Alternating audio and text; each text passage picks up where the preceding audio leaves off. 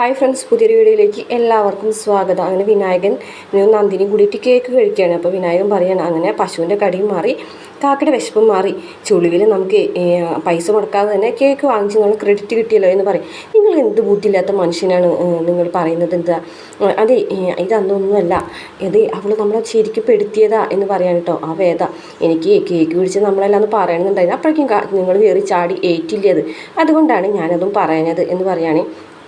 അപ്പോൾ വിനായകൻ പറഞ്ഞ്, ഞാൻ പിന്നെ ചുളിവിൽ അങ്ങനെ ഒരു അവസരം കിട്ടിയപ്പോൾ അത് മുതലാക്കിയെന്നേ ഉള്ളൂ എന്ന് പറയാൻ കേട്ടോ. എന്തായാലും വേദ ഈ വീട്ടിൽ വന്നതിന് ശേഷം നല്ല കാര്യങ്ങൾ മാത്രമാണ് നടക്കുന്നത്. ഈ വീട്ടിലുള്ളവരെ സ്പ്ലിറ്റ് ചെയ്യാനോ ഈ വീട്ടിൽ തമ്മിൽ തല്ലിക്കാനോ ഒന്നും അവൾ നോക്കുന്നില്ല എന്ന് പറയും. ഓഹോ, ഇപ്പം നിങ്ങൾ അവളെ കൂടിയായോ? അല്ലാതെ തന്നെ അമ്മയും ശ്രീചേട്ടത്തിയും വിശേട്ടനൊക്കെ അവളുടെ സൈഡാ. മാത്രമല്ല ചാടിക്കടിക്കാൻ നിന്നിരുന്ന ആ ചെറുക്കനുണ്ടല്ലോ വിക്രം, അവൻ വരെ ഇപ്പം അവളെ സൈഡാ. അവളെ കാണുമ്പോഴേ അവനിപ്പോൾ ഒരു ഒതുക്കൊക്കെ ഉണ്ട്. എന്നിട്ടിപ്പോൾ ഇനി നിങ്ങളും കൂടെ അവളെ ഭാഗത്ത് നിന്നിട്ട് തന്നെ എനിക്ക് ദേഷ്യം വരും എന്നൊക്കെ പറയണ്ട. ശരി, ഞാൻ അവളുടെ ഭാഗത്ത് നിൽക്കുന്നില്ല, എൻ്റെ ഭാര്യ പിണക്കിക്കൊണ്ടുള്ള ഒരു പരിപാടിക്ക് ഞാനില്ല എന്ന് പറയാൻ കേട്ടോ. ഒരു കാര്യം ചെയ്യും, നമുക്ക് നമ്മളെ വീട് പണിയുടെ കാര്യങ്ങളൊക്കെ ആലോചിച്ചാലോ എന്ന് പറയട്ടോ. നമുക്ക് സ്ഥലം എടുക്കാനുള്ള കാര്യങ്ങളൊക്കെ പറയാം, അതാകുമ്പോൾ നല്ലൊരു സന്തോഷം ഉണ്ടല്ലോ. അങ്ങനെ പറയും എന്ന് നന്ദിനി പറയട്ടോ. അതെ, ഒരു നറുക്കും കൂടെ കുറി വയ്ക്കാനുള്ളൂ. അതിനുള്ള 20,000 രൂപ ഞാൻ ഒപ്പിച്ച് വെച്ചിട്ടുണ്ടെന്ന് വിനായകൻ പറയുകയാണ്. അത് കഴിഞ്ഞാൽ 6 ലക്ഷം രൂപയാണ് നമുക്ക് കിട്ടാൻ പോകുന്നത്. കമ്മീഷൻ കഴിഞ്ഞിട്ട് 5.25 ലക്ഷം രൂപ നമ്മുടെ കയ്യിൽ വരും. ബാക്കി സ്ഥലം എടുക്കണമെങ്കിൽ എത്ര രൂപ വേണ്ടി വരും? ഒരു 5-6 ലക്ഷം രൂപ കൂടെ വേണം എന്ന് പറയട്ടോ. അങ്ങനെയാണെങ്കിൽ എൻ്റെ സ്വർണ്ണം മുഴുവൻ വിൽക്കാം. അതൊന്നും വേണ്ട, വീട് പണിയുടെ ലാസ്റ്റ് സമയത്തേക്കാണ് ഞാനത് കണ്ണു വെച്ചിട്ടുണ്ട് എന്ന് പറയുമ്പോൾ, ശരി, എൻ്റെ സ്വർണ്ണത്തുമ്പോൾ നിങ്ങൾ കണ്ണു വെച്ചിട്ടുണ്ടല്ലേ എന്ന് പറയും. ഏത് ഭർത്താവാടി പെര പണിയുന്ന സമയത്ത് ഭാര്യയുടെ സ്വർണ്ണത്തുമ്പോൾ കണ്ണു വയ്ക്കാത്തത് എന്ന് പറയാൻ. എന്തെങ്കിലും ആവട്ടെ, നമുക്ക് ഒറ്റയ്ക്ക് ജീവിക്കണം, അതൊരു സന്തോഷം. 3 റൂമുള്ള വീട് വേണം കേട്ടോ നമുക്ക് വയ്ക്കാം, നമുക്കും നമ്മുടെ മക്കൾക്കൊക്കെ ഉപകാരമാവട്ടെ എന്നൊക്കെ പറയാം കേട്ടോ. ഒറ്റയ്ക്ക് ജീവിക്കുന്നതാണ് ഏറ്റവും നല്ല. അതെ, നീ ഒറ്റമരത്തിലെ കുരങ്ങിനെ പോലെയല്ലേ ജീവിച്ചത്, അതുകൊണ്ടാണ് അങ്ങനെ തോന്നുന്നതെന്ന് പറയട്ടോ. എന്നെ കുരങ്ങുന്നു നിങ്ങൾ മനഃപൂർവ്വം വിളിച്ചത്? അതൊന്നുമല്ല, അളമാരി നോക്കി എന്നെ കണ്ടാലല്ലേ കുരങ്ങുന്നു തോന്നുക. എന്നെ പോലെ ഒരു കുരങ്ങനെ നിന്നെ പോലെ ഒരു സുന്ദരി കിട്ടിയത് ഭാഗ്യമല്ലേ. അങ്ങനെ ഒരു ബുദ്ധി ഓർമ്മ വേണം എന്ന് പറഞ്ഞിട്ട് ഒരു കഷ്ണം കേക്ക് കൊടുത്തിട്ട് നന്ദിനി അവിടെ നിന്ന് പോകട്ടോ. വിനായകനെ മനസ്സിൽ എൻ്റെ ഒരു കഷ്ടകാലം എന്ന് പറയുകയാണ്. പിന്നീട് കാണിക്കുന്നത് ശ്രീനിവാസ് തന്നെയാണ്. ശ്രീനിവാസിൻ്റെ അടുത്ത് വേറൊരു മാണിക്കുഞ്ഞെന്ന് പറഞ്ഞ ഒരാൾ വന്നിട്ട് സംസ്ഥാന വിങ്ങിൻ്റെ സെക്രട്ടറി ആയിട്ട് നമ്മുടെ വിക്രമിന് തിരഞ്ഞെടുക്കാൻ തീരുമാനം ഉണ്ടായിട്ടുണ്ടല്ലോ. അപ്പോൾ അത് വേണ്ട, വേറൊരാളെ വെച്ചാൽ മതി എന്നൊക്കെ പറഞ്ഞ് വരുമ്പോൾ ശ്രീനിവാസ സാർ അയാളെ ആട്ടി ഓടിക്കുകയാണ് കേട്ടോ. ഇനി മേലിൽ ഇക്കാര്യം പറയാൻ താൻ വരരുത്, സംസ്ഥാന വിങ്ങിൻ്റെ സെക്രട്ടറി വിക്രം തന്നെയായിരിക്കും ഒരാൾ, അതിൽ ഒരു മാറ്റം ഉണ്ടാവില്ല എന്നൊക്കെ പറയാം. അല്ല, ഒന്നും കൂടെ ഒന്ന് ആലോചിക്കാനുമില്ല, എൻ്റെ കൂടെ വിക്രം ഉണ്ടെങ്കിൽ അവൻ തന്നെയായിരിക്കും സ്ഥാനാർത്ഥിയാവുക എന്നൊക്കെ പറഞ്ഞിട്ട് ഇങ്ങനെ അയാളെ ഓടിക്കും കേട്ടോ. ഈ സമയത്ത് അവിടേക്ക് ശ്രീകാന്ത് വരികയാണ് കേട്ടോ. ശ്രീകാന്ത് വരുമ്പോൾ തന്നെ നല്ല ചിരിച്ചിട്ടൊക്കെ നല്ല സന്തോഷത്തോട് കൂടിയിട്ട് വരികയാണ് കേട്ടോ. ശ്രീകാന്തിൻ്റെ കാര്യം ഇപ്പോൾ പറഞ്ഞതേ ഉള്ളൂ എന്നൊക്കെ പറയാണ് കേട്ടോ. അപ്പോൾ ശ്രീകാന്ത് പറയുന്നുണ്ട്, എന്തായി, ഞാനൊരു കാര്യം പറഞ്ഞിട്ടുണ്ടായല്ലോ, എന്തെങ്കിലും ആയോ എന്നൊക്കെ ചോദിക്കുകയാണ് കേട്ടോ. അപ്പോൾ താൻ പറഞ്ഞിട്ടുണ്ടായിരുന്നു. അപ്പോൾ ഞാൻ പറഞ്ഞു പോയതിന് ശേഷം ഇടുന്നൊരു തീരുമാനവും വന്നില്ല. തീരുമാനമൊക്കെ ഞാൻ എടുത്തിട്ടുണ്ട്. ശ്രീകാന്ത് പോയതിന് ശേഷം ഞാൻ തീരുമാനം എടുത്തു. നിങ്ങളുടെ കീഴിലുള്ള ഒരു SK കമ്പനി ഉണ്ടല്ലോ, അതിൽ യൂണിയൻ്റെ നേതാവായിട്ട് നമ്മുടെ വിക്രം ഉണ്ടാവും എന്ന് പറയാൻ കേട്ടോ. അപ്പോൾ അത് കേൾക്കുന്നതോടുകൂടി ശ്രീകാന്തിന് ദേഷ്യം വരും. വിക്രമോ? വിക്രമിൻ്റെ നേതൃത്വത്തിലായിരിക്കും ഇനി അവിടെ യൂണിയൻ പ്രവർത്തിക്കുക എന്ന് പറയാൻ കേട്ടോ. അത് ശരി, നിങ്ങൾ എൻ്റെ കൂടെ നിന്നിട്ട് എനിക്കിട്ട് പണിയായിരുന്നു എന്ന് ചോദിക്കാൻ കേട്ടോ. നിങ്ങളുടെ കൂടെ നിന്നിട്ട് നിൻ്റെ കൂടെ നിന്ന് നിനക്ക് പണിയാണെന്ന് ആര് പറഞ്ഞു? ആ രീതിയിൽ എടുക്കണ്ട എന്ന് പറയാൻ കേട്ടോ. അപ്പോൾ ശ്രീകാന്തിന് ദേഷ്യം വരും. അതെ, നിങ്ങൾ മാത്രമല്ല കേട്ടോ ഈ രാഷ്ട്രീയക്കാരായിട്ടുള്ളത്, നിങ്ങളെക്കാളും വലിയ രാഷ്ട്രീയ പാർട്ടിക്കാരെയും രാഷ്ട്രീയ നേതാക്കളെ എനിക്കറിയാം, അവരെ വെച്ച് ഞാനൊരു കളി കളിക്കുന്നൊക്കെ പറയാൻ കേട്ടോ. അപ്പോൾ ശ്രീനിവാസൻ ദേഷ്യം വരും. നീ എന്ത് കളിയുടെ കളിക്കുക, നീ കളിക്കടാ എന്നൊക്കെ പറഞ്ഞിട്ട് ഇങ്ങനെ ദേഷ്യപ്പെടാണ് കേട്ടോ.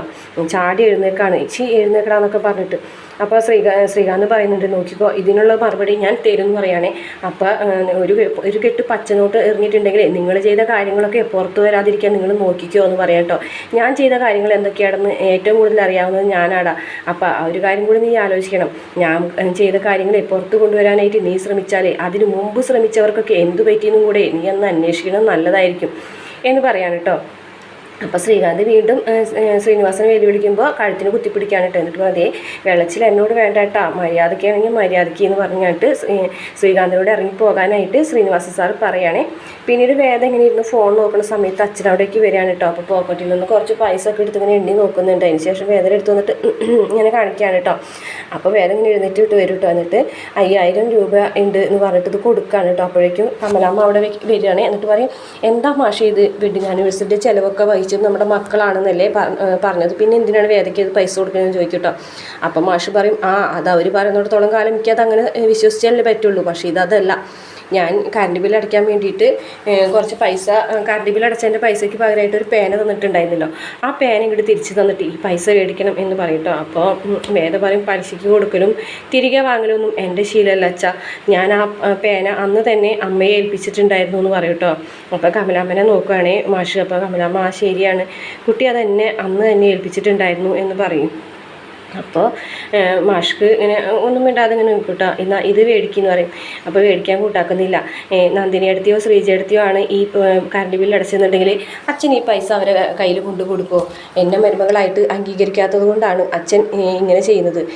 അതിനേക്കാൾ ഉപരി അച്ഛൻ 2 മക്കളെ മാത്രം മക്കളായിട്ട് കണക്കാക്കുന്നുള്ളൂ. മൂന്നാമത്തെ ആൾ അച്ഛനെ സംബന്ധിച്ച് മകനായിട്ട് കണക്കാക്കാത്തത് കൊണ്ടാണ് എന്നെ ഭാര്യയായിട്ട് അംഗീകരിക്കാത്തത് എന്നൊക്കെ പറയാൻ കേട്ടോ.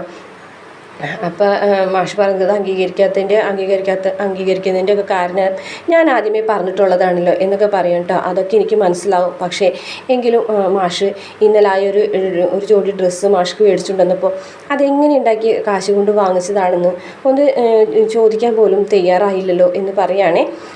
അപ്പോൾ പറയുന്നുണ്ട്, അതാണ് എൻ്റെ അനുഭവം എന്ന് പറയാം കേട്ടോ. പക്ഷെ അതങ്ങനെ ആദ്യമായിട്ടുണ്ടായതല്ലല്ലോ, അങ്ങനെ ആയിരുന്നില്ലല്ലോ വിക്രം, അങ്ങനെ എത്തിയ വഴി ഏതാണെന്ന് ഒന്ന് പറഞ്ഞുകൂടെ എന്ന് ചോദിക്കാൻ കേട്ടോ. അപ്പോഴേക്കും കമലാമ്മ ദേഷ്യപ്പെടുകയാണ്. കമലാമ്മ അറിയാണ്, എന്തിനാണ് ആവശ്യമില്ലാത്ത കാര്യങ്ങളൊക്കെ അന്വേഷിക്കുന്നത്, ഓർക്കാൻ ഇഷ്ടമില്ലാത്ത കാര്യങ്ങളൊന്നും ചോദിക്കേണ്ട അവകാശം കുട്ടിക്കില്ല എന്നൊക്കെ പറയും കേട്ടോ.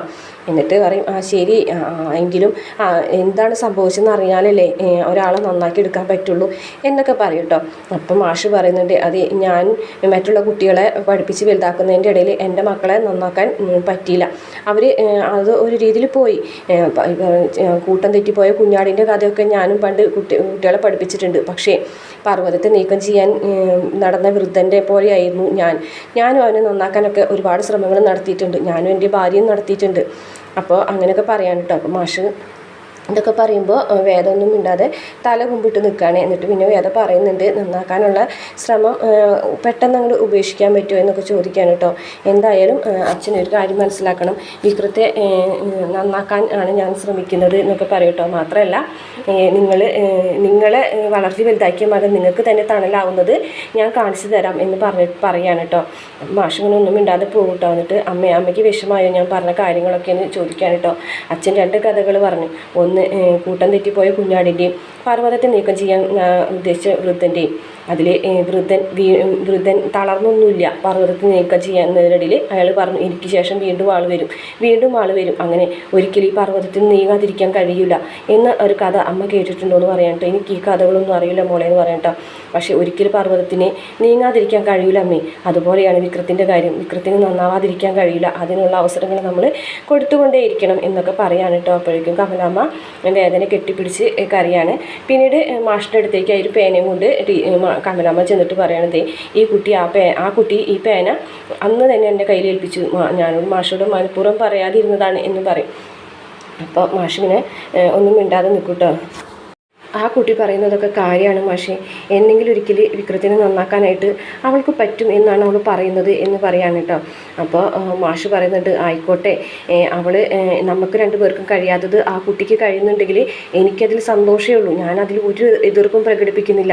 പക്ഷേ അവൻ നന്നാവണമെന്നുണ്ടെങ്കിൽ ആദ്യം ചെയ്യേണ്ട ഒരു കാര്യം, ഒരു ദിവസത്തേക്ക് പണിയെടുത്ത് നമുക്ക് ഡ്രസ്സ് വാങ്ങിച്ചു വിടുകയെന്നല്ല, ആ ശ്രീനിവാസിൻ്റെ കയ്യിൽ നിന്ന് അവൻ രക്ഷപ്പെടുക എന്നുള്ളതാണ്. അയാളിൽ നിന്ന് അകന്നു നിന്നാൽ മാത്രമേ അവന് രക്ഷപ്പെടാൻ പറ്റുള്ളൂ. അവൻ നന്നായി എന്ന് ഞാൻ വിശ്വസിക്കണമെന്നുണ്ടെങ്കിൽ അയാളിൽ നിന്ന് അവൻ മാറണം, എങ്കിൽ മാത്രമേ അവൻ നന്നായി എന്ന് ഞാൻ വിശ്വസിക്കുള്ളൂ എന്നൊക്കെ പറയാണ് കേട്ടോ. പക്ഷേ അതൊരിക്കലും നടക്കുമെന്ന് എനിക്ക് തോന്നുന്നുണ്ടോ? ശ്രീനിവാസനാണ് അവൻ്റെ എല്ലാം, അതെന്തായാലും അവൻ ഉപേക്ഷിക്കാൻ പോകുന്നില്ല. നീ ഒരു കാര്യം ചെയ്യും, ഞാൻ എന്തായാലും അമ്മയുടെ അടുത്തേക്ക് പോവുകയാണ്, 2 ദിവസം കഴിഞ്ഞിട്ടേ വരുള്ളൂ. നിൻ്റെ മോൻ മേടിച്ചെന്ന ഡ്രസ്സ് തന്നെ ഇട്ടിട്ട് പോകാമെന്ന് പറയുമ്പോഴേക്കും ഭയങ്കര സന്തോഷമാണ് കേട്ടോ കമലാമ്മയ്ക്ക്. രാത്രി കുറേ നേരമായിട്ട് വിക്രമിനെ കാണാണ്ട് ഇങ്ങനെ കാത്തിരിക്കുകയാണ്. വിക്രമിൻ്റെ വണ്ടി വരുമ്പോൾ തന്നെ വേഗം തന്നെ ഭക്ഷണമൊക്കെ വിളമ്പി വെച്ചിട്ട് വേദ ഇങ്ങനെ കാത്തിരിക്കുന്നുണ്ട്. പക്ഷെ കുറേ കഴിഞ്ഞിട്ട് വിക്രത്തിനെ കാണാതാവുമ്പോൾ വേദ പുറത്തേക്ക് ഇറങ്ങാൻ കേട്ടോ. പുറത്ത് ചെന്നിട്ട് വിക്രത്തിൻ്റെ റൂമിലേക്ക് നോക്കുമ്പോൾ വാതിലൊക്കെ അടിച്ചിട്ട് ലൈറ്റൊക്കെ ഓഫ് ചെയ്തിട്ടുണ്ട്. അപ്പോൾ ഇങ്ങനെ വേദന ഇങ്ങനെ ആലോചിക്കുന്നുണ്ട്, ലൈറ്റൊന്നും കാണുന്നില്ലല്ലോ, എന്താ പറ്റിയത് എന്നിങ്ങനെ ആലോചിച്ച് നിൽക്കുന്നത് കാണിച്ചു കൊണ്ടായിട്ട് ഇന്നത്തെ എപ്പിസോഡ് അവസാനിക്കുന്നത്. ഈ വീഡിയോ നിങ്ങൾക്ക് ഇഷ്ടപ്പെടുകയാണെങ്കിൽ മറക്കാതെ നമ്മുടെ ചാനൽ ഒന്ന് സബ്സ്ക്രൈബ് ചെയ്ത് സപ്പോർട്ട് ചെയ്യണേ.